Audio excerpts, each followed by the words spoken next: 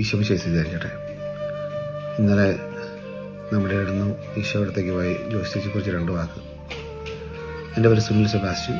ഞാൻ ഹ്യൂസ്റ്റൺ ടെക്സസിലാണ് താമസിക്കുന്നത്. എനിക്ക് ജോസിയുമായിട്ടുള്ള ഒരു പരിചയം 2003 വർഷങ്ങളിലാണ്. ദുബായിൽ വെച്ച് എൻ്റെ സ്ഥൈര്യലേപനം 28-ാം വയസ്സിലാണ് നടന്നത്. ദുബായിലായിരിക്കുന്ന PCUലൊക്കെ ഇരിക്കുന്ന സമയത്ത് സ്ഥൈര്യലേപനം നടത്തുന്ന ഒരു അവസരം ഉണ്ടെന്ന് പറഞ്ഞപ്പോൾ ഞാൻ ജോസിയെ സമീപിക്കാൻ ഇങ്ങനെ ആഗ്രഹിച്ചു.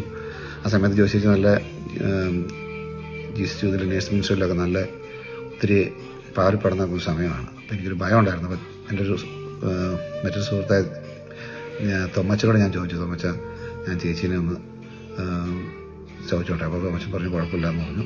ചേച്ചിയെ കണ്ട് സമീപിച്ച് ചേച്ചി വളരെ സന്തോഷത്തോടെ സ്വീകരിക്കുകയും എൻ്റെ തലതൊട്ടമയായി വരികയും ചെയ്തു ജോസിയും ജേസി ചേട്ടനും. അന്ന് മുതലുള്ള ഒരു നീണ്ട ആത്മബന്ധമാണ് ഞങ്ങൾ തമ്മിലുള്ളത്. എൻ്റെ എല്ലാ കുടുംബത്തിലെ എല്ലാ കാര്യങ്ങളിലും എൻ്റെ ഭാര്യ ജീവിതത്തില്ല എങ്കിൽ പോലും അവളുമായിട്ടെല്ലാം നല്ലൊരു ആത്മബന്ധം ഉണ്ടാക്കി ചെയ്യാനും എൻ്റെ എല്ലാ പ്രതിസന്ധികളിലും ഒരു ഉപദേശമായിട്ടൊക്കെ യോസിച്ചുണ്ടായിരുന്നു.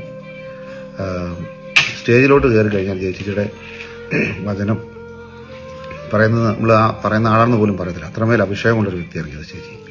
അപ്പോൾ ജോസി ചേച്ചി സ്വർഗത്തിൽ നമുക്ക് എല്ലാവർക്കും വേണ്ടിയിട്ട് മധ്യസ്ഥം വയ്ക്കുന്ന ഒരു വിശുദ്ധയെ നമുക്ക് ലഭിച്ചതിൽ സന്തോഷിക്കുക. അതിലുപരി എന്നെ സംബന്ധിച്ചോളം എനിക്കൊരു വിശുദ്ധമായിട്ടുള്ള ഒരു സഹവാസം നടത്തി തന്ന ദൈവത്തിന് നന്ദി പറയുന്നു. എനിക്ക് ജോസി ചേച്ചിയുമായിട്ട് എൻ്റെ ഒരു ദൂതനായിട്ടോ എൻ്റെ ഒരു കാര്യങ്ങൾ നോക്കാൻ വേണ്ടിയിട്ട് കാവൽമാലാകിയോട്ടോ എന്നെ അയച്ചതായിട്ടാണ് ഞാൻ കാണുന്നത്.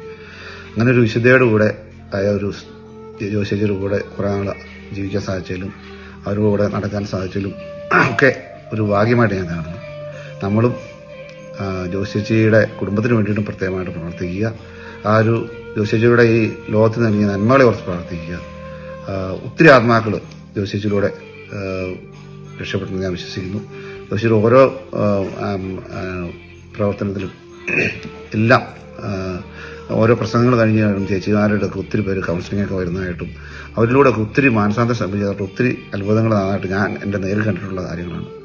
അതുകൊണ്ട് തന്നെ നമുക്കൊരു നല്ലൊരു സ്വർഗത്തിൽ മധ്യസ്ഥം വഹിക്കുന്ന ഒരു വിശുദ്ധയെ ലഭിച്ചതായിട്ട് അവിടുത്തെ സന്തോഷിക്കുന്നു. അവർക്കൊക്കെ വേണ്ടി അങ്ങനൊരു ലോകത്തിന് ഇങ്ങനൊരു വിശുദ്ധയെ നൽകിയതിനോർത്ത് ദൈവത്തിന് നന്ദി പറയുകയും ചെയ്യും.